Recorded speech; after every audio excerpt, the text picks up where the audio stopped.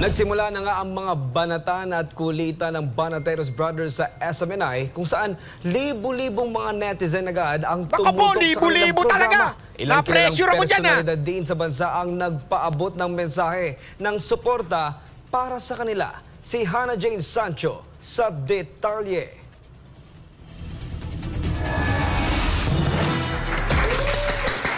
Isang malupit na palakpakan naman tayo dyan. Ayun na. Eto na. Tangan-tangan nito ni Banat Bay.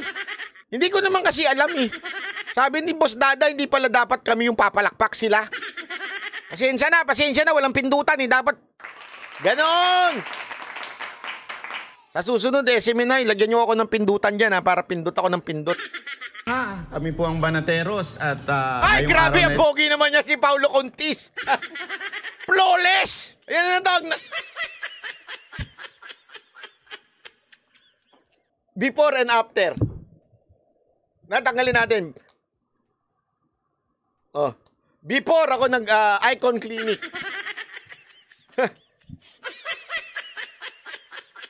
Before and after yan, Brad. Oh, di ba? Bibig pa. Labi pa lang yan. Sarap na. Naku po, pag natikman nyo yung labi niyan. Naka. Para ka maiihi niyan. Patindi ang ating pag-uusapan. Ako po si Banat Bay. Coach Oli? Hindi, pero in fairness, maganda yung nabili kong makeup na yan, ha? Oh. Kaya lang talagang masyadong maputi. Babalikan ko talaga yung aklang nagbenta sa akin yan. Babalikan ko talaga sa Watsons yan. Siyempre, Boss Dada. Libo-libong mensahe ng pagsuporta agad ang bumungad sa unang episode ng Banatero sa SMNI, kasama sina Banat Bay, Coach Oli at Boss Dada.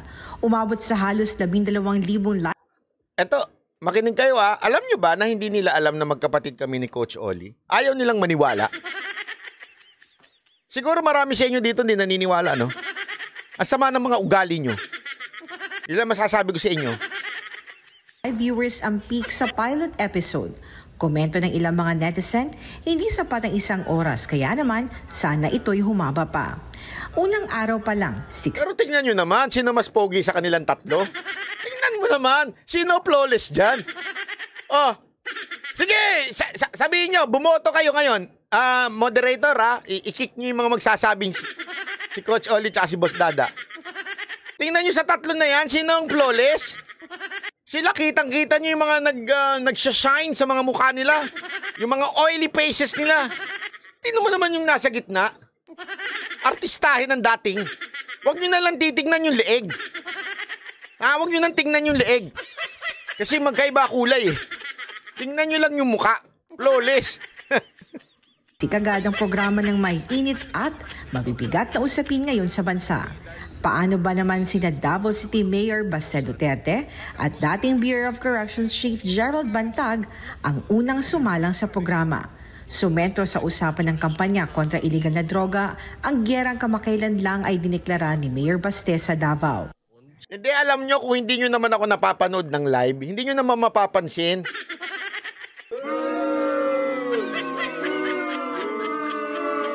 In totoo, kung hindi nyo ako napapanood ng live, hindi nyo naman mapapansin na ganyan ako kapangit eh. Alam nyo lang kasi kung gaano ako ka-itim.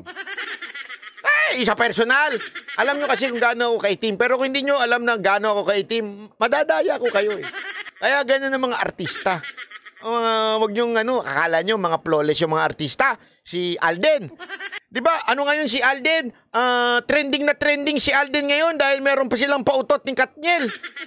Tapos nagagalit ngayon yung mga Aldab. Sabi nila, no to cut, ano yun? Cut den.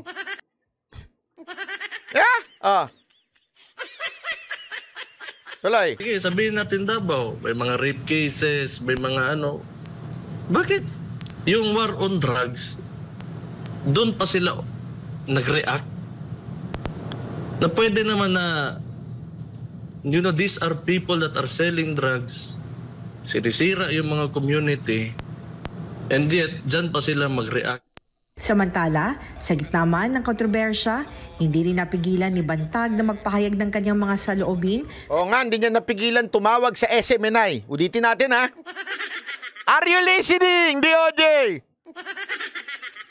Hindi napigilan ni Bantag tumawag sa SMNI. Hindi po sa amin.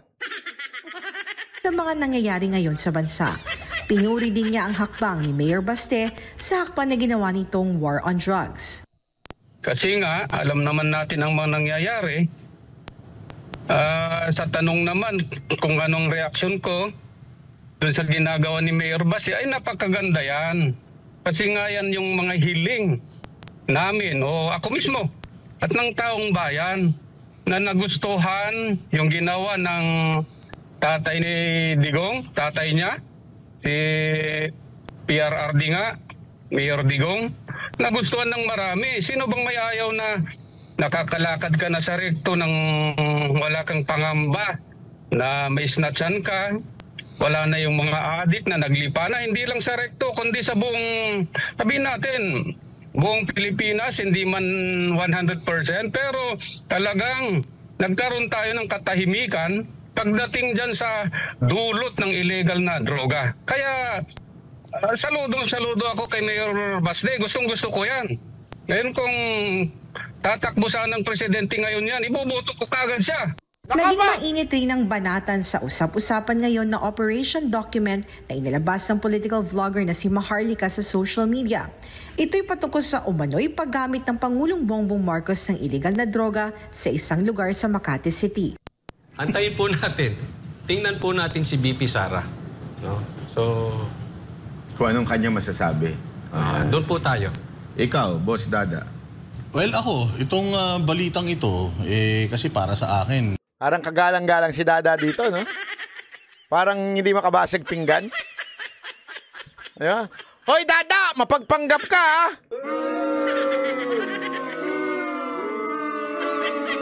Hindi, pansinin nyo si Dada pagka-formal. Parang, alam mo yung talagang graduate. Yeah? Pag si Dada, minsan napapa-English pa yan, minsan napapa-ano ako, eh.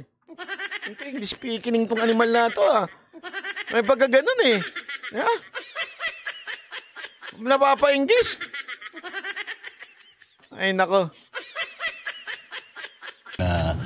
maganda ito kasi pruweba.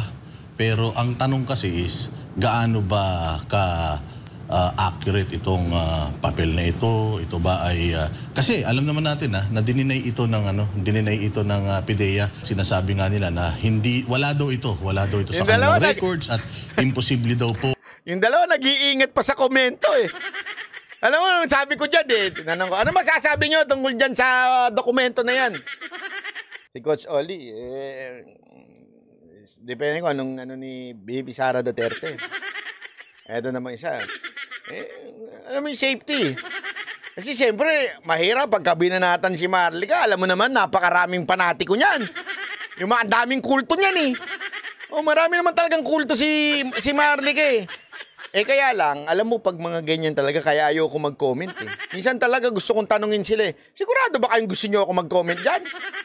Ay, hindi nyo pag ako nag-comment dyan, talagang wapak! Na ma-tamper or ma-hack yung kanilang system. So, dinideny nila ito.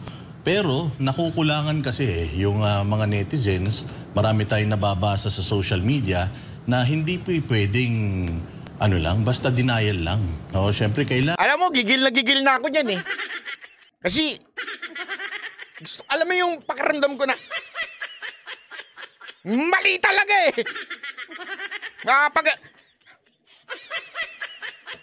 Tapos, nung biglang nagsalita na ako, sabi ni Coach Oli, medyo dumami yung nagalit, ha. Ang PIDEA, gumawa sila talaga ng hakbang para talagang itong issue na to ay matuldukan. Hindi lang sa isang simpleng denial, but syempre kailangan malaman nila or imbestigahan nila ng mas malalim saan galing itong dokumento na to. Kung talagang totoo yan. Sabi mo kung sakaling totoo yan, napaka-importante niyan. Na buong bansa ang mapapahamak kung meron talaga tayong ganyang klaseng presidente. Bakit nyo pa bibitinin? Bakit nyo pa gugutumin ng taong bayan? Naku po! Para lang dyan sa ganyan. Di ilabas nyo na yung video. Naku! Patay tayo dyan!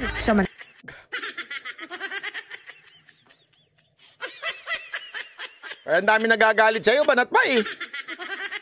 Hindi, pero in fairness malalaman nyo naman na ako yan eh. Kasi may nunal eh. Pag nawala yung nunal na yan, mapepeke mo yung balat eh. Pero yung nunal, kahit anong gawin mo, di matatakpan yan eh. Di ba? Oh, ayan Tandaan nyo yan, nunal na yan. Yan ang palatandaan na nandyan si Banat Bay.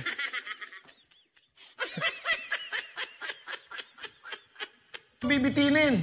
Bakit yung pagugutumin ng taong bayan? Oo nga naman. Para lang dyan sa ganyan. Di ilabas nyo na yung video. Tama!